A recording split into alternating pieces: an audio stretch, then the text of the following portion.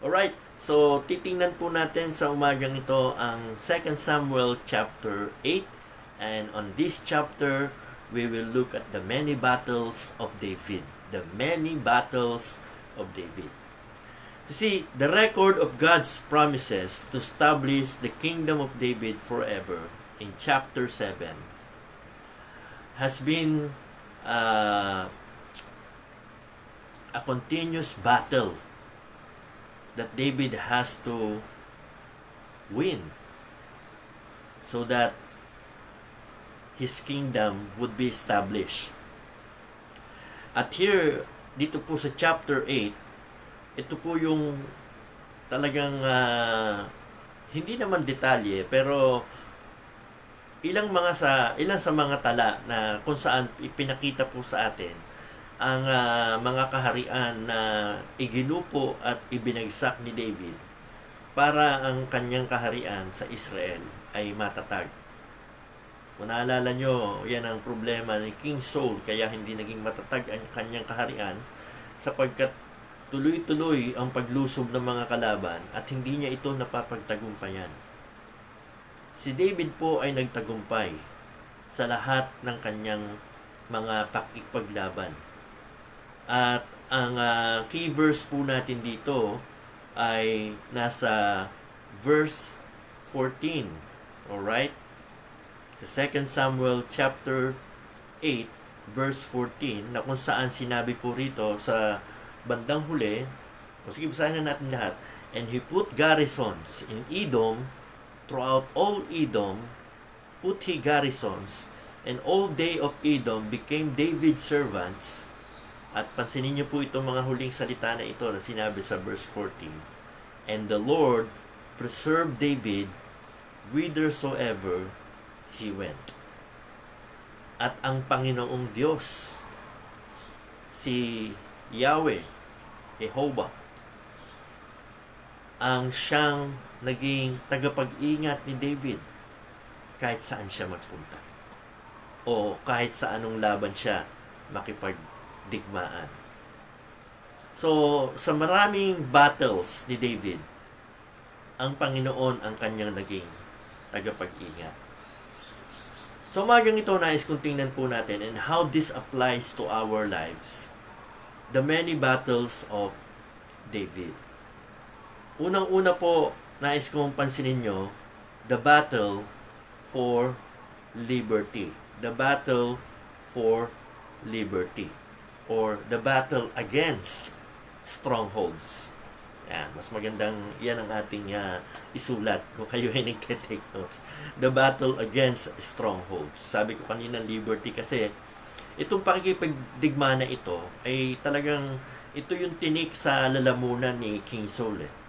Hindi na sila maging malaya as a nation sapagkat ang mga Philistines ay lagi silang nilulusob, lagi silang ino-oppress, lagi silang gustong alipinin. Naalala nyo, nung panahon ni King Saul, di ba? Ang Philistine ay umatake at meron silang dalang higante, si Goliath. At ang sabi ni Goliath, pag kami nanalo sa inyo, alipin namin kayo. Pag kayo nanalo sa amin, alipin nyo kami. So talagang itong labanan na ito between Israel and Philistine is battle against liberty. Pero hindi lamang ito against liberty, but rather it is more against strongholds. This war with the Philistine is a battle against strongholds. We are told in verse 1 that Meteg Amma was taken out of the hands of Philistines. Meteg Amma can be literally translated as the bridle of the mother. Ito po ay figure of speech na ginamit sa Bible and is common sa Middle East today. In Middle Eastern thought, the mother is often seen as the originator of something. Thus, in Philistia, the city of Gath was seen as the mother city and the other 4 cities of the Philistines as the daughter city.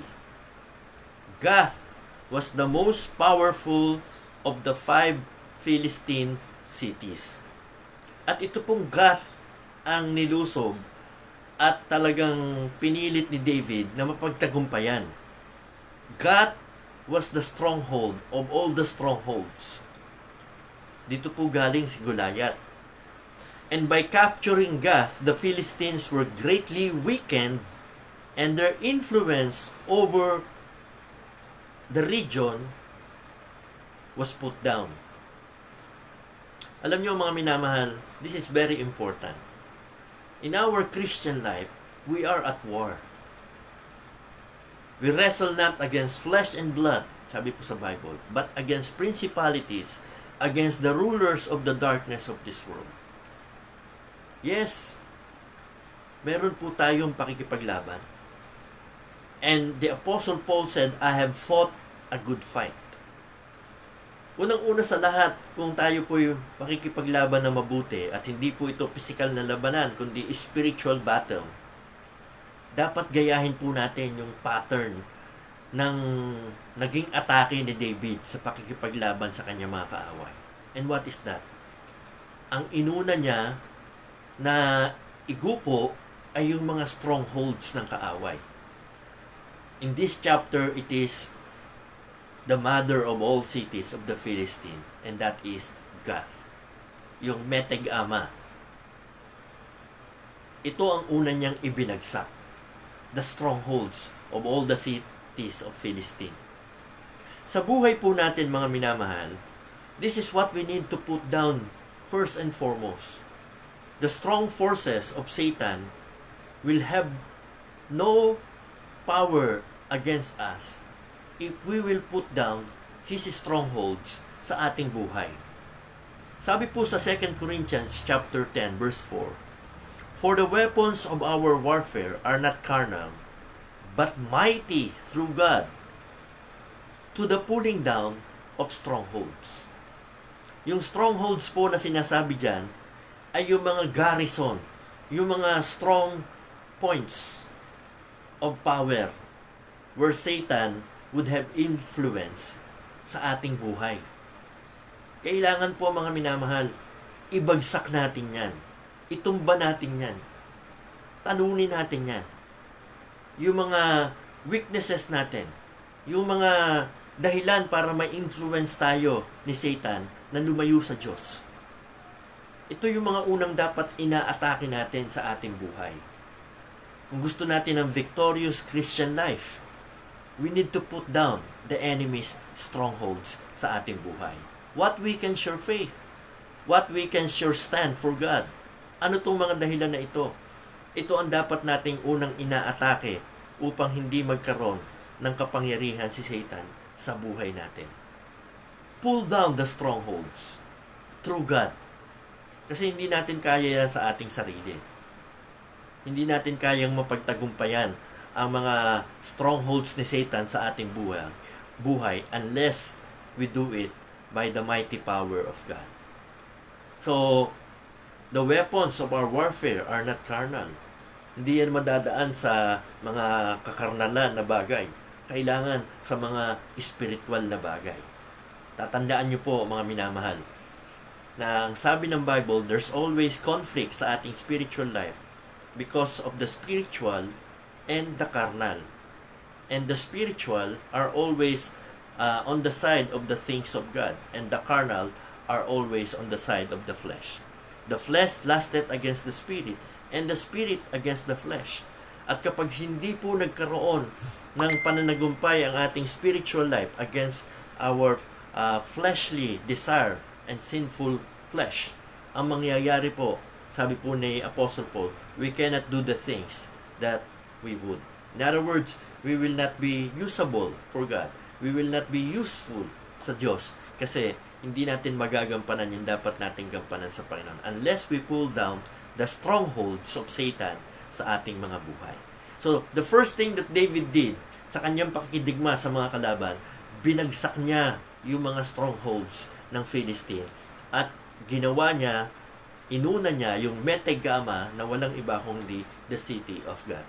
The second thing na makikita natin dito, not only the battle against strongholds, but the battle against compromises. The battle against compromises. The next victory is briefly described in verse 2. and it's over the Moabites. 2/3 of the troops of Moab were executed.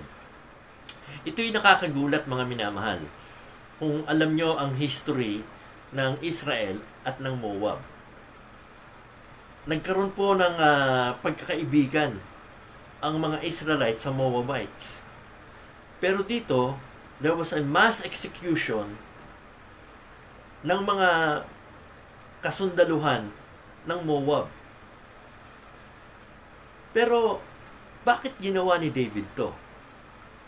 Kung ang mga Moabites ay nagkaroon ng pakikipagkaibigan sa mga Israelites, at even David had been a friend of sorts and his family in the years past with Moab. In fact, the king of Moab agreed to let David's parents and family live there habang si David was on the run from King Saul. Even more, David's famous ancestors, alam naman natin, si Ruth was from Moab. Si Ruth po, na ninuno ni David, ay isang Moabite. So there was an ancient family connection. So bakit dinigma ni David ang Moabites? Bakit nilupig ni David ang Moabites? Bakit kasama ito sa inalis niya sa kanilang harapan at tiniyak niya na hindi magiging banta sa kanilang kinabukasan? Sapagkat, mga minamahal, pinapaalalahanan po tayo sa salita ng Diyos na yung inaakala nating mga kaibigan natin kaaway pala, ay maaring siyang magsira sa ating buhay. Moab was defeated by David because unless David put them down also, they might become a threat to the existence of Israel. David concluded that unless Moab was defeated and weakened, they might be in control of the whole land of Canaan and would be a threat to the nation of Israel. Ang pakikipag-compromise po ay delikado. Tandaan po ninyo yan. In our Christian life, compromising will always lead us to great danger. And unless we cut ties with the worldly system, we will not have the victory in our lives. Kailangan po nating i-cut ties ang ating buhay sa sistema ng sanglibutan. Ang sabi po sa James chapter 4 verse 4, "You adulterers and adulteresses, know you not that the friendship of the world is enmity with God? Whosoever therefore will be a friend of the world is the enemy of God." We only have two choices to pick from. Number 1 is to be a friend of the world. Number 2 is to be a friend of God. Abraham chose to be a friend of God. How about you? Will you become a friend of the world? Or will you become a friend of God? Hindi pwedeng mag-straddling the fence ka. Hindi pwedeng kakampi ako ng Diyos at kakampi ako ng sanlibutan. Hindi pwedeng mahal ko ang Diyos at mahal ko ang sanlibutan. Hindi pwedeng Israelite ako pero kaibigan ako ng Moabites. Hindi pwedeng ganun eh. And David decided that he will put an end to this connection, to these compromises. David realized na hindi magiging makapangyarihan ang kanyang kaharian unless he cut ties with the Moabites. And it's the same sa ating Christian life. Hindi po tayo magiging victorious, hindi po tayo magiging kagamit-gamit sa Diyos unless we cut ties with the world. Anumang connection, anumang compromises meron ka sa sanlibutan, putulin mo sapagkat hindi ito nakakatuwa sa Diyos. Sabi nga po sa sulat ni Apostle John in 1 John chapter 2 verse 15 hanggang sa mga iba pang talata doon, sabi, "Love not the world, neither the things that are in the world. If any man love the world, the love of the Father is not in him. For all things that is in the world, the lust of the flesh, the lust of the eyes, and the pride of life, is not of the Father, but is of the world. Whosoever therefore will be a friend of the world," sabi po ni James, "is the enemy of God." The world passeth away, and the last thereof. Sabi ni Apostle John, but he that doeth the will of God abideth forever. So, na-realize ni David, kailangan niya mag-cut ties sa Moabites sapagkat hindi po sila magiging matagumpay having compromises with this nation. So, nakita natin, yung mga battles ni David. Una, the battle against strongholds. Pangalawa, the battle against compromises. Pangatlo, the battle against materialism. Tinitingnan lang po natin kung ano ang sinisimbolize nito mga pakikipaglaban ni David na to. And it's very interesting na yung pakikipaglaban ni David, physically, sa kanyang mga kaaway, ay merong sinisimbolize sa ating buhay as a Christian. Una po yung strongholds, which are the cities of Philistines. Pangalawa po yung compromises with the Moabites. At pangatlo ngayon, yung materialism. Nakipaglaban po si David against materialism. Paano nangyari yun, Pastor? Sabi po rito, David led an expeditionary force to the north and east, and so confronted the nations of that region who have no intention of becoming friendly to Israel. Meron pong isang lalaki doon, si Hadad-ezer, the general of the army from the nation of Chova, a nation near Damascus, Syria. Hadad was the name of the supreme ruler. At ito pong lalaki na ito, naniniwala siya ang Diyos. In fact, ang tingin niya sa kanyang sarili is Diyos. This army of Hadad had many horses and chariots, at ito'y nilupig ni David. They were all captured. They were all defeated by David's forces. But David, who was aware of God's instruction from Deuteronomy chapter 17, hindi niya po pinag-interesan yung mga kabayo. He kept only sufficient horses to operate, at ang iba, hindi niya na pinag-interesan. 100 horses lamang po ang kanyang kinuha. He could have had thousands of horses. Kasi talagang napakaraming, hanggang ngayon sikat yung mga horses ng Syrian. Pero, bakit gano'n ang ginawa ni David? Bakit 100 horses lang? Di ba pagka nanalo ka sa labanan, lahat ng spoils, lahat ng horses, pwedeng mong kunin. Pero, bakit ang kinuha lang ni David ay 100? Kasi sa Deuteronomy chapter 17, verse 15, mahigpit ang bili ng Diyos patungkol dito. Babasahin ko, tingnan nyo ha. Thou shalt in any wise set him king over thee, whom the Lord thy God shall choose. One from among thy brethren thou shalt set king over thee. Thou mayest not set a stranger over thee, which is not thy brother. Verse 16, Deuteronomy chapter 17. But he shall not multiply horses to himself, nor cause the people to return to Egypt, to the end that he should multiply horses. For as much as the Lord had said unto you, you shall henceforth return no more that day. Si Moses po ang nagsabi nito. Prophesy niya na magkakaroon ng kingdom ang Israel at magkakaroon sila ng hari. Pero ang mahigpit na bilin ni Moses sa hari o magiging hari ng Israel, hindi siya dapat mag-multiply ng horses.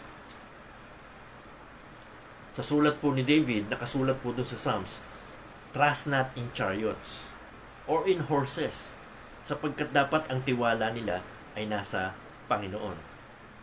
Verse 7 to 12 explain that David also had fought with another nations and confiscated their gold and bronze. Pero anong ginawa ni David sa mga gold and bronze na nakuha niya sa kanilang pakikipaglaban? Ang sabi po, they were stored away for the later use to construct the temple. So, dito makikita po natin why I said this is a battle against materialism. Kasi sa mga pagtatagumpay ni David na ito, he could have enriched himself. He could have made himself so powerful by multiplying horses and keeping all the golds na nakuha niya. But instead, ang ginawa ni David, he limited the horses that he would keep. 100 lamang. And all the gold na nakuha niya, pinadala niya at pinatago niya sa para sa pag-establish ng temple. Hindi niya ginamit para sa kanyang sarili. So, ito po ay isang magandang gawi ni David na pinakita niya kahit na nasa kanya ang opportunity na magpayaman, hindi niya po ito ginawa. Horses and golds were all symbols of prosperity and materialism. And in our Christian life, unless we realize God is our source and totally depend on Him for our supply and needs, we will always have a problem along the way. Pinakita lamang po ni David sa kanyang pakikipaglaban na ang interest niya hindi magpayaman, na ang interest niya hindi magkamkam ng kapangyarihan. Gusto lamang niyang gawin ang kalooban ng Diyos. At kahit na nasa kanya yung opportunity to enrich himself, he limited and he did not take advantage to make himself rich because of the many battles he won. Rather, lahat ng yaman, kanyang isinuko para sa Panginoon. Kanyang itinalaga para sa pagtatayo ng temple. Diba? Sabi ko sa inyo, hindi man siya makapagtatayo ng temple at ang kanyang anak na si Solomon na magtatayo ng temple. Ang ginawa ni David, lahat ng nakukuha niyang yaman, lahat na nakukuha niyang pwedeng maging para sa kanyang sarili, hindi niya ginawa ito. Kung hindi sa halip, itinatabi niya at itinatalaga niya para sa pagtatayo ng templo ng Diyos. Kaya mga minamahal, sana tayo mga Kristiyano magkaroon din ng ganitong gawi at ugali. Huwag nating payamanin ang ating sarili para sa ating sarili. Kung anuman ang opportunity na ibinibigay sa atin ng Diyos para tayo ay magkamal o magkaroon ng maraming pagkakataon to get ourselves rich. Ang sabi po ng Panginoon, tatandaan niyo palagi, it is God who gives thee the power to get wealth. And instead na tayo po ay when we get things and tayo po ay, sabi nga po, kapag tumataas yung ating kakayanan para tayo po ay magkaroon ng mas maraming mga kayamanan, huwag nating itaas yung ating standard of living. Ang itaas natin yung ating standard of giving. Hindi po ba? Let's give back to God what is rightfully His. Si David po, hindi niya pinag-interesan yung mga horses.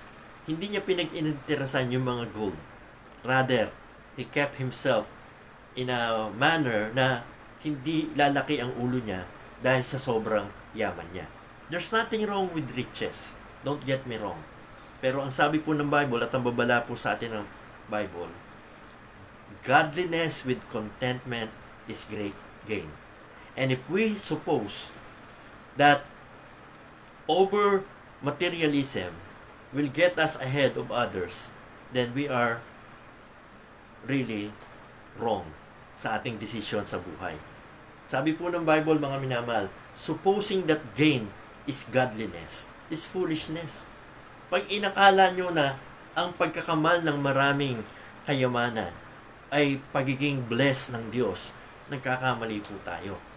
That is foolishness. Ang sabi po ng Bible, mas importante sa tao yung ang kanyang buhay mayaman sa Diyos kaysa mayaman sa mga bagay ng sanglibutan. Kaya po si Apostle Paul, sabi niya sa Philippians chapter 4, verse 11 hanggang verse 12, not that I speak in respect of want, for I have learned in whatsoever state I am, therewith to be content. I know both how to be abased, and I know how to abound. Everywhere and in all things, I am instructed both to be full and to be hungry, both to abound and to suffer need. Then in verse 13, ang sabi ni Apostle Paul, I can do all things through Christ which strengtheneth me. The context of that verse has nothing to do with doing extraordinary and impossible things and with the help of God, magagawa mo. No, hindi po yun ang ibig sabihin nun. Ang ibig sabihin lamang po ng Philippians 4:13, that I can do all things, it is referring to what Paul said previously, na kaya kong maglingkod sa Diyos kahit walang-wala ako. At kaya ko rin maglingkod sa Diyos kahit meron na ako at sagana. Kahit ano pang kalagayan ko sa buhay. Maghirap man ako o managana man ako, kakayanin kong maglingkod sa Panginoon sa pamamagitan ni Kristo na nagpapalakas sa akin.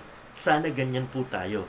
Kasi ang problema ng iba, pagka salat na salat at may kakulangan, ang kanilang wish, ang wish ko lang nila ay, nako, kung ako lang, Panginoon, pinapayaman mo, makapaglilingkod ako sa iyo. Kung ako lang, Panginoon, pinapanagana mo, di sana nagiging kagamit-gamit ako sa iyo. That is not true. That is not true. Kahit na ikaw ay may kakulangan at may kasalatan at hindi na nanagana sa buhay, kung marunong ka lamang makukontento, magagamit ka ng Diyos. At magagamit ka ng Diyos makapangyarihan. At hindi rin totoo na kapag ikaw ay mayaman at marami kang salapi at marami kang karangyaan sa buhay, ay magiging kagamit-gamit ka na sa Diyos at ikaw ay tunay na magiging kaluwalhatian ng Diyos, sapagkat maraming tao, kung kailan yumaman, saka yumabang. Kung kailan yumaman, saka hindi na dumepende sa Diyos. At dahil dito, hindi na sila nagpapagamit sa Diyos. So, huwag mong isipin na ang materialism makakatulong sa iyo sa paglilingkod mo sa Diyos. Malibang maging tama muna ang iyong mindset.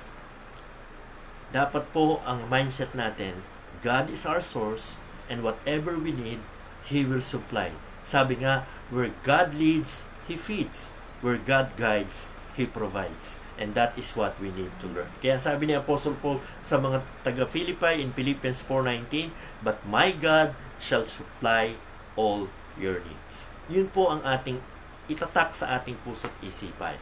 God is more than enough. Sabi nga po ni David, the Lord is my shepherd, I shall not want. Or, that's all I want. Kontento. Kontento. At si David po, pinakita niya sa atin, sa kanyang pakikipaglaban, sa maraming tagumpay na natamasa niya, hindi siya naghangad ng masigit pa, kundi na kontento siya na siya ay meron na paglilingkod sa Diyos sa kabila ng hindi niya na kailangang payamanin pa ang kanyang sarili.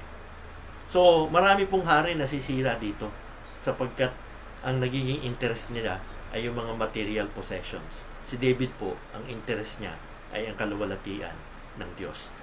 Panghuli, at dito po tayo magtatapos, mga minamahal, the battle against strongholds, the battle against compromise, the battle against materialism, at dito po sa panghuli, the battle against self-glory. Self-glory. Verse 13 speaks of his battle with Edom in the Salt Valley. At dito po sa Edom na ito, pinatunayan ni David na sa lahat ng kanyang pakikipaglaban, it was God all along who was helping him and is the cause of his victory. Kamukha ng pakikipaglaban niya kay Goliath. Hindi yung kini David na kaya siya ay nagtagumpay dahil magaling siyang mandirigma. Hindi. Sabi niya, the battle is the Lord's. At dito nga po yung binasa natin kanina sa verse 14. Pinakita po rito, the key to all of David's success and victory in his battle. Ang sabi po, the Lord preserved David whithersoever he went. Ang Panginoon, kaya ako nagtatagumpay. Ang Panginoon, kaya walang digmaan, ako'y inaatrasan. Ang Panginoon, siya ang nagpe-preserve sa akin, sabi ni David. At napatala po ito, at ito po ang nagmarka sa isipan ng kanyang mga kawal, na ang kanilang hari, si David, ay matagumpay sa kanyang kalabanan, hindi dahil sa kanyang sariling kakayanan, kundi dahil ang kanyang dependence ay laging nasa Panginoon. Hindi po kailanman nagmalaki si David. Hindi po kailanman nagmataas si David. Hindi po kailanman nagmagaling si David. Lagi po ang kaluwalhatian ibinibigay niya sa Panginoon. Kung anumang tagumpay meron siya, it is because the Lord preserved him whithersoever he went. Sana po maging ganyan tayo sa ating mga buhay Kristiyano. Huwag tayong maging kung kailan tayo ay pinagpapala at binibigyan ng Diyos ng pagtatagumpay, ay saka natin kukunin at aagawin sa Diyos ang kaluwalhatian. Sinasabi natin, to God be the glory. And then what? And then, to me also be the glory. That's totally wrong. Ang tama po is to God alone be the glory. Ang problema po sa maraming Baptist churches natin ngayon oo nga, niluluwalhati ang Diyos, pero pagkatapos, niluluwalhati rin yung pastor. Oo nga, niluluwalhati ang Diyos, pero pagkatapos, niluluwalhati rin yung simbahan. Hindi ho dapat ganun. Wala po sa ating mga pastor, wala po sa ating mga simbahan ang dapat na pagbibigay ng kaluwalhatian. Ang kaluwalhatian ay dapat sa Panginoon lamang. Huwag niyo sabihin, alam mo ba yung simbahan namin? Kilala mo ba yung simbahan namin? Alam mo ba yung pastor namin? Kilala mo ba yung pastor namin? Kung hindi dahil sa simbahan namin, kung hindi dahil sa pastor namin, marami sana mga taong hindi maliligtas. Kalokohan po yan ng demonyo. Kung hindi dahil sa pastor nyo at kung hindi dahil sa simbahan nyo, marami sanang hindi maliligtas. Wala hong taong naliligtas dahil sa simbahan nyo. Wala hong taong naliligtas dahil sa pastor nyo. O kung sino mang Poncio Pilato. Ang sino mang tao naliligtas dahil lamang sa biyaya at kapangyarihan ng Diyos. For by grace are you saved through faith, not of yourselves. It is the gift of God, not of works, lest any man should boast. Kapag ang tao po'y nagmamagaling, ang Diyos namumuhi. For God resisteth the proud, but giveth grace to the humble. Magpakumbaba po tayo sa Diyos, pasalamat tayo sa Diyos kung sa ating mga ginagampan ng gawain sa Diyos, may mga nangaligtas at may mga gawain natatayo at marami po ang nababago ang buhay. Not because of yourself or anybody else, but because of God alone. Kaya sa Diyos lamang po ang kaluwalhatian. Huwag po natin, tandaan nyo na apakahigpit ng bilin ng Diyos dito. My glory will I not share to another. Huwag po nating i-share ang glory ng Diyos sa iba. Sa Diyos lamang po natin ibigay ang kaluwalhatian. Dito po sa Hope Goes On, mga minamahal, wala hong sino man ditong bida.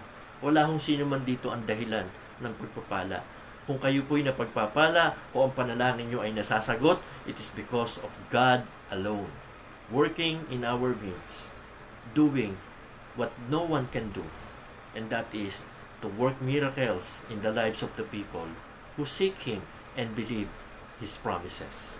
Kaya mga minamahal, sa umagang ito, sa Diyos po ang kaluwalhatian lamang at patuloy po tayo makipaglaban sa laban ng buhay. And let us fight a good fight. Let us fight against strongholds. Let us fight against materialism. Let us fight against compromises. And let us fight against self-glory. Ito po yung mga digmaan sa buhay natin na dapat nating mapagtagumpayan. Sino bang ayaw ng materialism? Sino bang ayaw ng self-glory? Sino bang ayaw ng nakikipag-compromise? Sino bang ayaw ng may mga strongholds tayo sa buhay natin? Pero lahat pong ito, hindi makakatulong sa buhay natin. So, pull down every strongholds. Cut ties with the world. Do not desire so much things in your life. Be contented with what God is providing you. And do not take the glory for yourself, which belongs to God alone. And last, siyempre, lagi nating pinapaalala, if you are not yet saved, if you are not yet sure that you are going to heaven, trust Jesus Christ alone, for He alone is the Savior. Sabi niya, I am the way, the truth, and the life. No man cometh unto the Father, but by Jesus Christ alone. So I hope you will put your faith in Jesus Christ, not in your religion, not in your righteousness, not in your religious leaders, but to Jesus Christ alone.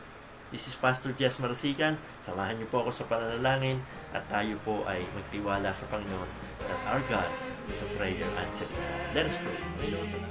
Standing on the promises of God, my Savior.